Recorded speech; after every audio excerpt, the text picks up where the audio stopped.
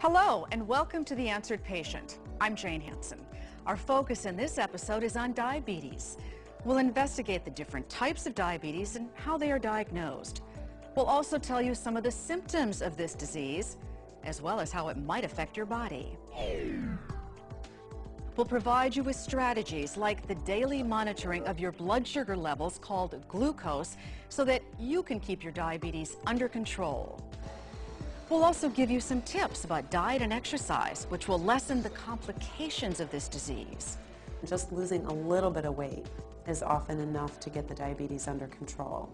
Even if you don't have diabetes yet but think you might be at risk for this disease, these tips might also help in preventing the development of some types of diabetes. But first, here's something you need to know. Despite the best efforts of researchers and doctors all over the world, there is currently no known cure for diabetes. But as we'll illustrate, the care and treatment of diabetes has dramatically improved in recent years, making it a disease you can learn to live with. So what exactly is diabetes? Diabetes is a metabolic disorder of the pancreas, a small gland located below and just behind the stomach. The pancreas produces a hormone called insulin, which helps deliver glucose into every cell of the body. The symptoms of this disease can be serious: dehydration, which might cause extreme thirst, unexplained weight loss, changes in vision, and extreme fatigue. Left untreated, diabetes can lead to a host of devastating complications to almost every cell and organ in the body.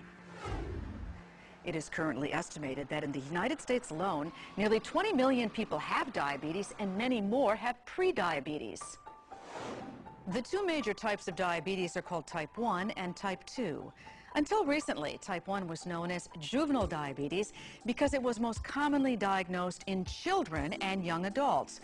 Type 1 diabetes occurs when virtually all of the insulin-producing cells in the pancreas have been destroyed. Everyone diagnosed with type 1 diabetes must take injections of insulin every day in order to survive. Been feeling well? Yep. Good. School okay? Yep. Terrific. Of the two major types of diabetes, type 1 is much less common than type 2. Only about 5 to 10% of diabetics have type 1. Type 2 diabetes is much more prevalent. 90 to 95% of all diabetics have type 2 diabetes.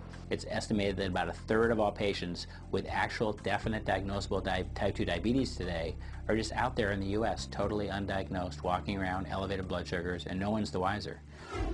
There are several risk factors for type 2 diabetes, including family history, high cholesterol, You can open your hand if you'd like. and high blood pressure. But the leading cause of type 2 diabetes is obesity. And 80 to 90% of people with this type of diabetes are overweight.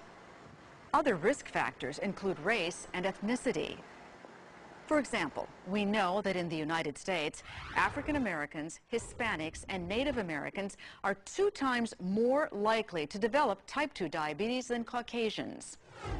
I had a severe headache I couldn't get rid of for 2 days. Because the symptoms of type 2 diabetes are often subtle, some people might go for years before a diagnosis is made and treatment can begin.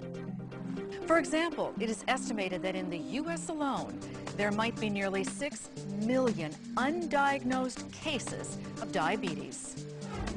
A third, but less common type of disease, gestational diabetes, can develop in women during pregnancy. The good news is that in most cases, gestational diabetes ends after the mother gives birth. Type 1 and type 2 diabetes have similar complications. In both cases, diabetics tend to produce excessive urine, experience tingling or numbness in the hands or feet, and have wounds that are slow to heal. If not properly managed, over time, diabetes can lead to high blood pressure, heart attacks, strokes, kidney disease, blindness, infections, and limb amputations. Diabetes is a serious and frightening condition, but the good news is that it can be effectively managed with oral drugs and insulin therapy, proper diet, exercise, and other good health habits. In the other chapters of this episode, you will find out more about how diabetes is diagnosed, get some science on what it does to your body, and learn strategies you can use to control your type 1 or type 2 diabetes. It's been okay. In our personal stories chapter, you'll meet healthcare providers and patients who deal with this disease every day.